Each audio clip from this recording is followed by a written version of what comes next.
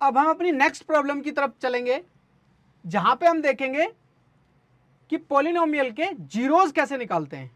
उसके different different ways देखेंगे, quadratic form में, ठीक है, और क्यूबिक फॉर्म में, ग्राफिक फॉर्म में जीरोज होते क्या हैं वो देखेंगे। पहले एक सिंपल सा क्वेश्चन ग्राफिक फॉर्म में देखते हैं। इस टाइप का 1 नंबर का क्वेश्चन बोर्ड में बन जाता है समटाइम्स। देखो जरा, पहले इस प्रॉब्लम को आइडेंटिफाई करते हैं कि क्या कहना चाह रहा है। लुक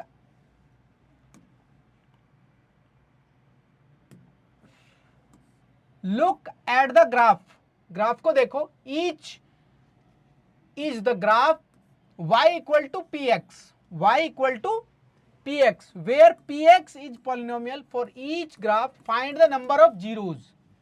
अब तुम्हारे दिमाग में क्वेश्चन आ रहा होगा कि जीरोज क्या होते हैं। सबसे पहले हम जीरोज को देखेंगे, लेकिन अभी मैं इस ग्राफ को, इस क्वेश्चन को करने के लिए, शॉर्ट आउट करने के लिए थोड़ा सा ये बता दूं कि जीरोज होते क्या हैं। इस ग्राफ को सॉल्व करके बताऊंगा, जीरोज बाद में बताऊंगा कि क्या होते हैं, ठीक है। तो सबसे पहले जीरोज, इसका मतलब ये है कि जो ग्राफ है वो पी एक्स, एक्स एक्सिस को कितनी जगह पे टच कर रहा है, ठीक है, कितनी जगह पे टच कर रहा है। देखो इसमें जो ग्राफ है, ये जो ग्राफ देख रहे हो, ये एक्स एक्सिस है, ये वाई एक्सिस है, इसको कितनी जगह टच कर रहा है, 1। कितनी जगह टच कर रहा है, 1। तो इसके जीरोज, नंबर ऑफ जीरोज कितने हो गए इसमें, 1। इसमें देखो, इसमें ये एक्स एक्सिस है, ये वाई एक्सिस है, इसमें ये ग्राफ जो है कितनी जगह टच कर रहा है, 2, 1, 2। तो इसके जीरोज कितने आएंगे, 2, ठीक है। इसमें देखते हैं, इसमें ग्राफ कितनी जगह टच कर रहा है, 1, 2, 3, समझ गए। यहां पे कितनी जगह टच कर रहा है, 1, यहां पे 1, यहां पे बताओ कितने जीरोज होंगे इसके, 4 जीरोज होंगे, ओके। तो इस ग्राफ में कितने जीरोज होंगे, 4। अभी जीरो, ये क्वेश्चन तो शॉर्ट आउट हो गया, बहुत इजी सा क्वेश्चन था, समझ लिया। लेकिन अब हम नेक्स्ट स्लाइड में कुछ और चीजों को देखेंगे, जीरोज क्या होते हैं वो सारी चीज पढ़ेंगे, क्वाड्रेटिक फॉर्म में, पॉलिनोमियल फॉर्म में, ठीक है। इसका ग्राफ बाद में देखेंगे, ग्राफ को बाद में क्लियर करूंगा, पहले देखते हैं जीरोज क्या होते हैं, ठीक है। What are the zeros, zeros को ध्यान रखना, भी हम रूट भी बोलते हैं, जीरोज को क्या बोलते हैं, रूट भी बोलते हैं। For a polynomial,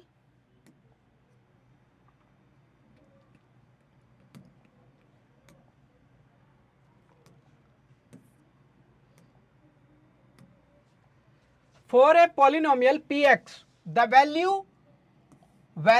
values of x, यानी कि वैल्यू एक से ज्यादा भी हो सकती है, 2 भी हो सकती है, 3 भी हो सकती है, for which px is equal to 0 are called zeros और रूट। सर समझ में नहीं आया, अंग्रेजी में तो एनसीईआरटी की और किताबों में भी लिखा हुआ है, ये क्या क्या आ रहा है समझ नहीं आया ना, कोई बात नहीं। सपोज एक एग्जांपल से समझाता हूं, जरा वहां से समझ में आएगा। सपोज एक पॉलिनोमियल है, पॉलिनोमियल है। अब ये पॉलिनोमियल है किस टाइप का बताओ, लीनियर पॉलिनोमियल है, क्योंकि x की मैक्सिमम डिग्री कितनी है, पावर कितनी है, 1। तो ये पॉलिनोमियल किस किस तरीके का है, लीनियर पॉलिनोमियल है। और टर्म y देखेंगे तो कितने टर्म का है, ये बाइनोमियल, ठीक है। तो ये पॉलिनोमियल किस तरीके का है, लीनियर बाइनोमियल पॉलिनोमियल, हम इसे ऐसे बोल सकते हैं, अगर इसका पूरा नाम दे तो लीनियर बाइनोमियल पॉलिनोमियल, ठीक है, ऐसे देख सकते हैं। अब हमें इसके जीरोज निकालने हैं, क्या निकालने हैं, जीरोज निकालने। जीरोज का मतलब है कि ये पॉलिनोमियल किस वैल्यू पे जीरो वैल्यू देगा, एक्स की क्या वैल्यू पुट करूं कि ये जीरो वैल्यू दे दे। अच्छा बताओ, एक्स की क्या वैल्यू पुट करूं कि ये पूरा जीरो हो जाए, 3। एक्स की कितनी वैल्यू पुट करूं, 3। अगर मैं यहां एक्स की 3 वैल्यू पुट कर दूं तो 3 माइनस 3 इज इक्वल टू 0 हो जाएगा। इसका मतलब क्या हो जाएगा, 3 इसका 0 हो जाएगा, क्योंकि x की वैल्यू हमने कितनी पुट करी है, 3। कितनी वैल्यू का मतलब, x की वैल्यू क्या रखी है, x की वैल्यू क्या रखी है हमने यहां पर, 3। तो इसका मतलब 3 इसका जीरोज है, क्योंकि x की वैल्यू 3 रखने पे 0 वैल्यू में दे रहा है, समझे। तो जीरोज पता चला क्या होता है। अब सपोज देखो एक और क्वेश्चन देखते हैं जरा, x प्लस 5 है, पी एक्स मान के देखो। अब हमें इसके जीरोज बताने कि कितने जीरोज होंगे, x की यहां पे क्या वैल्यू पुट करूं, x की वैल्यू क्या पुट करूं कि ये पूरा जीरो हो जाए, x is equal to -5। x की वैल्यू क्या पुट करूं यहां पर, -5 पुट कर दूंगा, -5 और +5, तो ये 0 हो जाएगा। इसका मतलब क्या आंसर आ गया हमारा, -5। -5 पे ये जो पॉलिनोमियल है ये क्या वैल्यू दे देगा हमें, 0 दे देगा। तो हम क्या आंसर लिखेंगे इसका, -5। ठीक है। अब अगर सपोज तुम्हें मैं एक क्वेश्चन दूं, x3 + 2x² + 6x माइनस ये 1000, 10,000। अब बता सकते हो यहां पे जीरोस क्या होगा इसका, क्या हम रख सकते हैं कोई x की वैल्यू जो कि हम बता पाए कि x की क्या वैल्यू पुट करें कि ये पूरा का पूरा 0 हो जाए, बता सकते हैं, नहीं बता पाएंगे, इसको हमें सॉल्व करना पड़ेगा। ये लीनियर पॉलिनोमियल था, यहां पे इजी बता सकते थे, ठीक है, लेकिन यहां पे नहीं है। If x = 3 then p3 is 0, so 3 is a 0, 3 एक 0 है इस पॉलिनोमियल के लिए। मतलब x की वैल्यू हम 3 पुट करेंगे तो ये पॉलिनोमियल क्या में वैल्यू दे देगा, 0 दे देगा। ठीक है, तो इसका अभी क्या सीखेंगे, क्वाड्रेटिक में, क्यूबिक में हम वैल्यूज कैसे निकालते हैं, जीरोस कैसे निकालते हैं, रूट्स कैसे निकालते हैं, रूट्स भी बोल सकते हैं, जीरोस भी बोल सकते हैं, वो सारी चीजों को हम आगे देखेंगे। समझ गए? तो रूट्स और जीरोस का मतलब समझ में आया कि पर्टिकुलर पॉलिनोमियल हमें किस वैल्यू को रखने पे उसमें वो 0 वैल्यू दे देगा, तो उसको बोलते हैं जीरोस। इसकी definition, for a polynomial px the values of x for which px = 0 are called zeros or roots। Okay, बुझ आया, कुछ जान पड़ी? चलो अब देखेंगे रिलेशंस बिटवीन जीरोस, ये बहुत इंपॉर्टेंट है। ठीक है, if a polynomial is, for quadratic में देखेंगे सबसे पहले, क्वाड्रेटिक पॉलिनोमियल में देखो ये क्वाड्रेटिक पॉलिनोमियल है ना, कैसे पता चला, क्योंकि इसकी डिग्री कितनी है, मैक्सिमम x की पावर कितनी है, जो वेरिएबल है उसकी कितनी है, 2, then it is a quadratic polynomial and zeros are alpha beta. अब यहां पे तो हम बता नहीं सकते कि x की क्या वैल्यू पुट करें, x की क्या वैल्यू पुट करें कि ये 0 दे दे, बता नहीं सकते ना, लेकिन हम ये जरूर बता सकते हैं कि x की मैक्सिमम वैल्यू कितनी होंगी, इसमें इसके जीरोस कितने होंगे,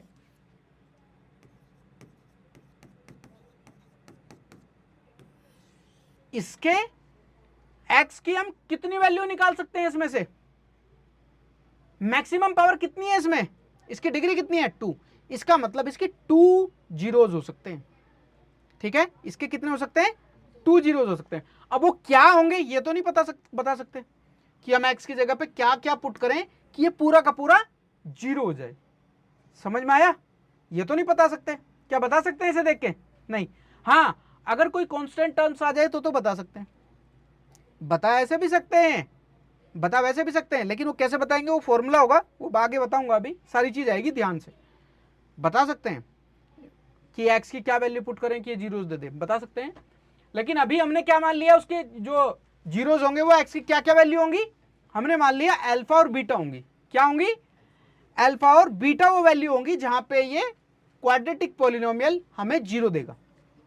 ठीक है, ध्यान देना, इसके रिलेशन क्या होते हैं इन जीरोस के बीच में, रिलेशन क्या होते हैं जीरोस के बीच में, जो सम होता है जीरोस का, मतलब जो यहां से x की वैल्यू निकल के आएंगी जिसपे ये 0 होगा, वो उन दोनों का सम -b/a होगा, उन दोनों का सम, और प्रोडक्ट ऑफ जीरोस क्या हो जाएगा, यानी कि जो x की वैल्यू आएगी अल्फा इंटू बीटा, वो क्या होगा, c/a होगा। c कौन सा होगा, ये c/a, और अल्फा प्लस बीटा -b/a होगा। बात समझ गए? कोई दिक्कत? कोई दिक्कत? एक बार मैं फिर से बता देता हूं कि जो क्वाड्रेटिक पॉलिनोमियल है उसके जो जीरोस हैं वो तो हम बता नहीं सकते कि क्या क्या आएंगे, इसमें तो देख के अभी बता नहीं सकते ना, अभी तो मैंने वो फॉर्मूला भी नहीं बताया कि जिसकी वजह जैसे किस तरीके से हम इसमें से जीरोस निकालेंगे, अभी तो नहीं बता पाएंगे। लेकिन हमने मान लिया कि वो जीरोस क्या होंगे, अल्फा और बीटा होंगे, अल्फा और बीटा होंगे।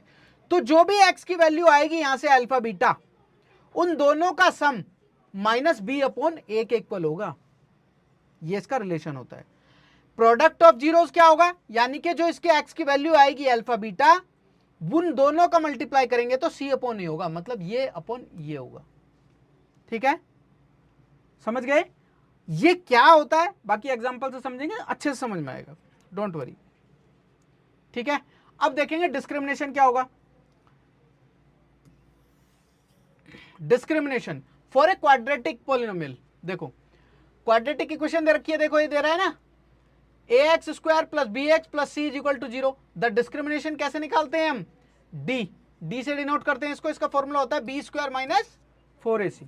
क्या होता है, बी स्क्वायर माइनस 4ac।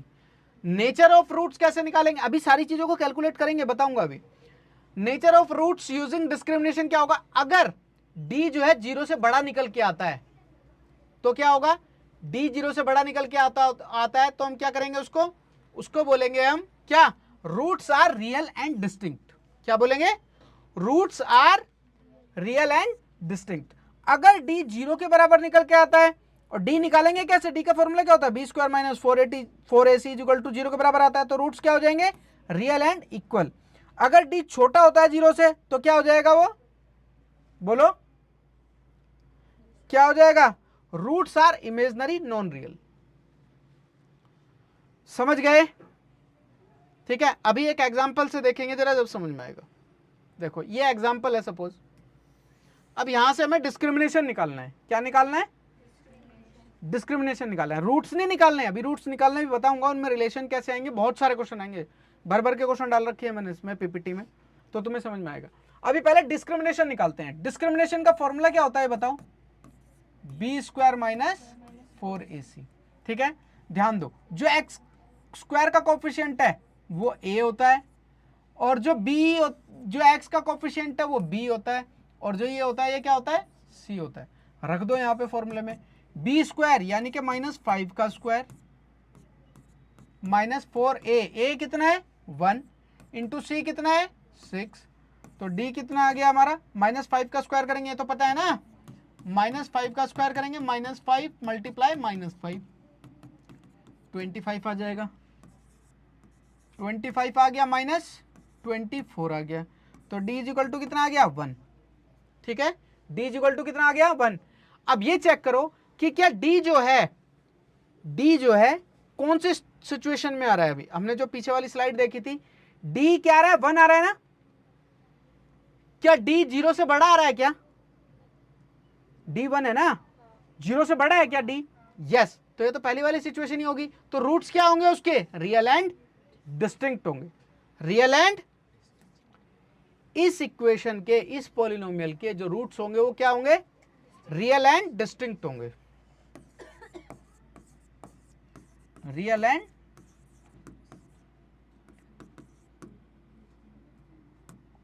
क्या लिख रहा हूं,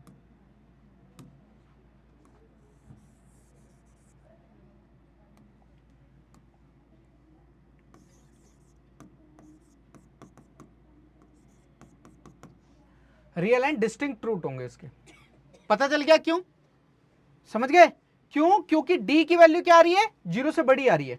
अगर ये माइनस में आ जाती, अगर ये माइनस में आ जाती, क्योंकि यहां पर क्या है, d जो है 0 से बड़ा है।